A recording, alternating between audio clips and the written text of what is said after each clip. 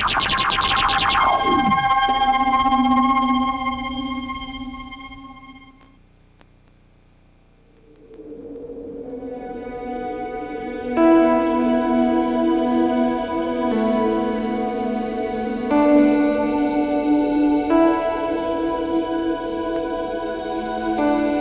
forest fires of 1987 were catastrophic. But the force that sparked those fires brought life again out of the devastation.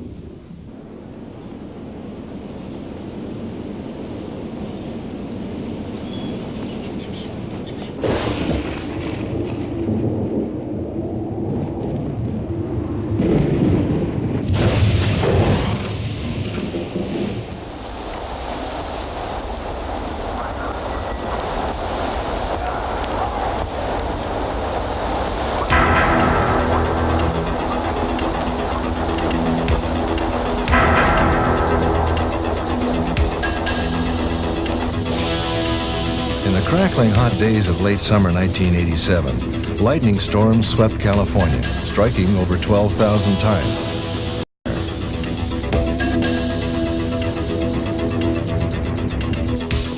22,000 firefighters came.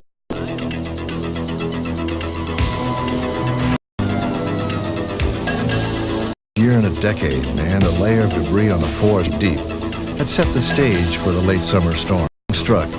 The results were explosive. So hot were the fires that they ignited the crowns of trees, roasted life-sustaining moisture from needles and twigs, and penetrated into the forest soil, burning entire root systems and vital organic material.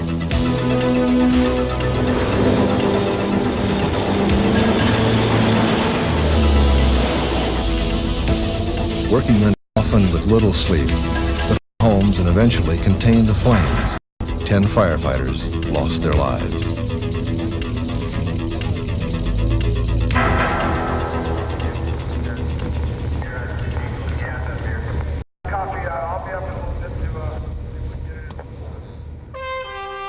In 60 days, almost 750,000 acres were destroyed by the inferno, 7 times what burns in a normal year.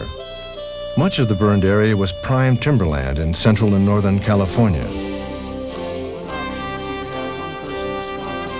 Fighting the flames is the first phase of the Forest Service response to wildfires. Even before the fires are contained, specialists are in the forest, evaluating the damage and planning the second and third phases, emergency rehabilitation and long-term recovery. Extraordinary measures were needed to deal with the 87 fires and with the winter rains that further threatened the forest. As soon as the fire was contained, we were out on the ground looking at which areas had burned hot, which areas were burned moderately hot, how many acres of ground we may want to treat. Our responsibility was to develop prescriptions to put the watersheds back together, to keep the watersheds from falling apart.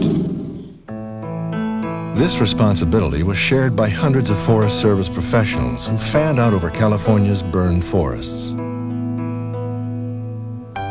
Whether concerned with salvaging timber, slowing erosion on critical watersheds, or restoring wildlife habitat, their task was made even harder by the amount of forest land that had been severely burned. During late August and September of 1987, an unusual weather pattern over parts of the state trapped dry, hot air close to the ground. The fires in those areas cooked the forest and its topsoil as if they were in a tightly closed oven. What happens when we have an intense burn, these compounds that naturally occur in the litter are volatilized and driven by the heat of the fire down into the soil. And there they solidify or condense, forming a layer that water cannot penetrate. And so the first rains that come, the water just sheets off that watershed like off of a tin roof, if you will. Storms that would have been welcome a few weeks earlier now threatened the topsoil of burned-out watersheds. Without that topsoil, both the forest and its rivers were at risk. This small 3-acre watershed was intensively burned, and already it's starting to show signs of erosion. These granitic soils are very erodible, especially when the protective litter layer has been burned off as it has been here. So looking at this site, it gives us some indication after just one small rainstorm of what, unfortunately, we might expect to find over the whole Stanislaus complex. Over 100,000 acres, and we're just looking at a 2 to 3 acre watershed here.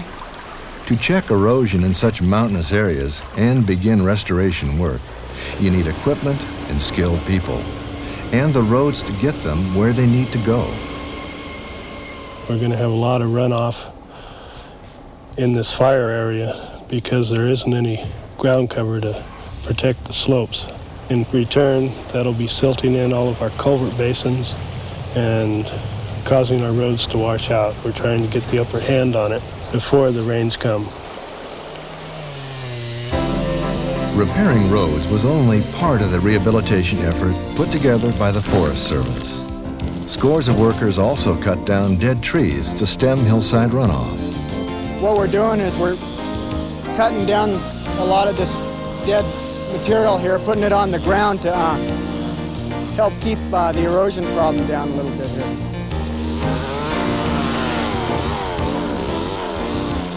These trees pretty well crowned out, so we're not going to get a whole lot of needle cast, and anything we can get on the ground is going to protect the site from erosion. Other workers cleaned brush from culverts and built sediment dams and other temporary structures on more than 150 miles of streams to restore and preserve fish habitat. Treating these headwaters is the real key to holding this watershed together, because such a large area of it was so severely burned that we've got to stop the sediment up here. Once it's moving on down the channel, there isn't a whole lot you can do with it. Specialists like Ed Tonneson began planning which burned-over sections had to be seeded with grass and other plants. Well, the emergency now that the fire is controlled, mopped up in the mop-up stage, the emergency now is to apply the grass seed to areas that are on steep slopes, have high erosive soils, in areas that had intensive fires, intensive burns, to reduce the erosion potential on-site and downstream. It's going to be years before we get all the timberlands reforested. In the meantime, the grass will hold the country together until we get there.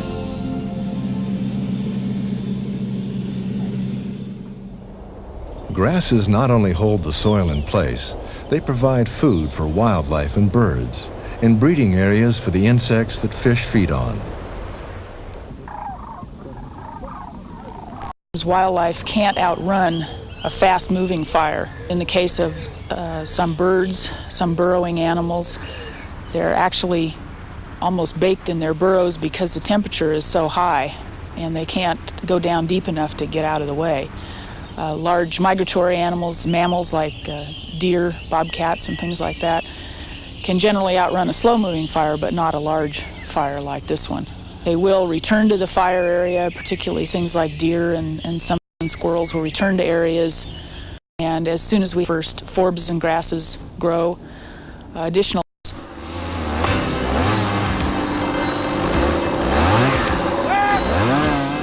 When emergency rehabilitation is in its final stages, long-term recovery begins.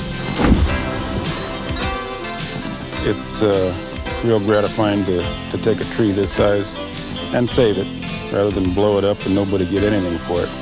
A tree like this you don't come across too often anymore, so you want to save it. We figured it had about 10,000 board feet in it, and I think we saved almost 10,000 feet of it.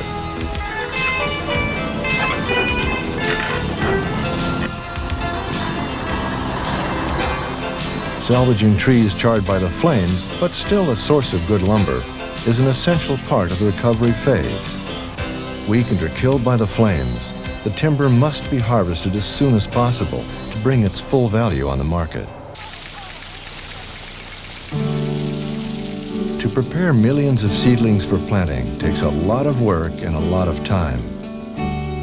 It'll take over 100 million seedlings to reforest the burned areas. A lot of the areas that were burned were young plantations that were only 15 to 20 years old. At this nursery, we're currently growing 10 or 12 million trees a year. The trees are earmarked to be planted out in areas similar or the same to where the seed was collected. The Forest Service needed help. Some made generous contributions. Others gave their skills and their labor, like these telephone pioneers. Chevron employees helped to protect watersheds, giving something back to the land they enjoy when they go fishing and hiking. 250-foot frames. Operation Phoenix, a unique partnership of those who manage the forests and those who own and use them, brings these volunteers together with several state and federal agencies. Through this partnership, individuals and organizations have a chance to help with a recovery process that will last for several years. Kind of breaks my heart to see it all burn out. California needs your help. Call Operation Phoenix, 1-800-552-TREE, and become part of the solution. Children whose homes have been threatened by the fire also want to make their forests green again. The fire got up on the pass between Poop and Nut Meadow. It burnt the meadow and got pretty close to our house. We live right by a ranger too. When I was evacuated from the fire, I was scared because I didn't know if my animals were going to survive or if the forest animals were going to survive.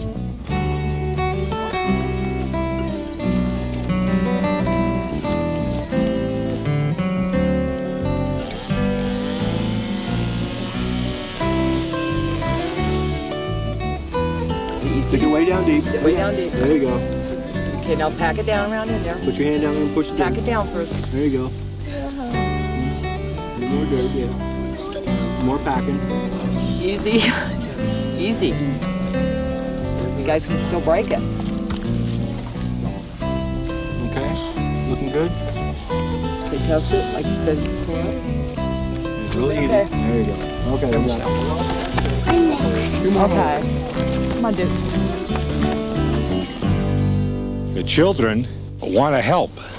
Who else is going to teach them if somebody like myself or whatever, the Forest Service or something else, shows them how to do it and tells them what happened so that they can have something green again. Of course, I never see the forest like it was around here before the fire, but they will. When I was planting those trees, it made me feel really good that I was helping the U.S. Forest Service, that they could, because they were fighting against the fire, we could help rebuild what the fire had taken.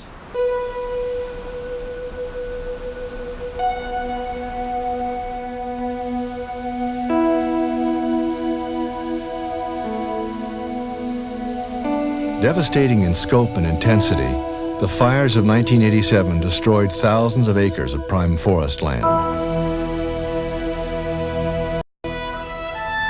Much of that forest will naturally regenerate in 200 to 300 years. The Forest Service, with the help of others, can speed up that process. In a century's time, they can help to heal a damaged land and bring green and abundant life up from the ashes.